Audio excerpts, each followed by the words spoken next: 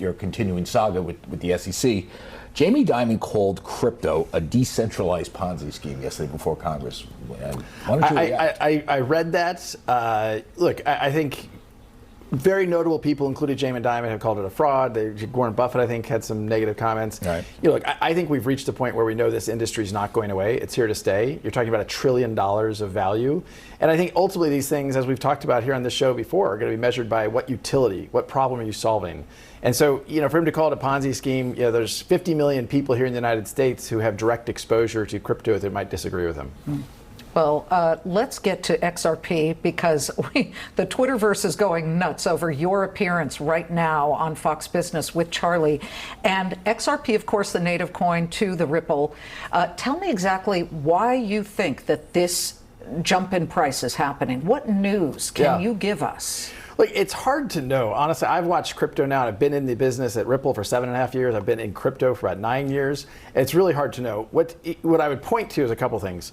Before the SEC got involved with you guys, with us and ETH, because again, there's two factors here. One, XRP was the second most valuable digital asset ahead of ETH, and then around 2018 was a kind of a famous, now infamous speech that kind of anointed Bill ETH Hinman of the corporation finance. And so, look, I think increasingly as the summary judgment filings were made public, people realized that maybe the SEC really is overreaching. They really aren't following a kind of faithful allegiance to the law. And that's a quote from the judge in this case. And so I think people are realizing that, the judge said that it might be. They might not be, right? No, but the judge said is, one, the SEC is being hypocritical. Yes. And two, they said that they were not following a faithful allegiance to the law in pursuit of an outcome. And I think that's what we have here. We have the SEC, I think, has kind of lost its way. I said yesterday on stage, I think it's cuckoo for Cocoa Puffs. I was going to ask you that. I mean, I just think we have to remember the SEC gets its power from statutes passed by Congress. Congress gives the SEC power. The SEC can't just take power. What the power says today for the 1933 Securities Act said that you have to have an investment contract. So as you'll see in our motion for summary judgment, the first step of determining could XRP be a security is you have to have an investment contract. And our point is Ripple doesn't have a contract. With whom is the contract? It's not a written contract, it's not an oral contract, it's not an implicit contract. So where we are right now in the case?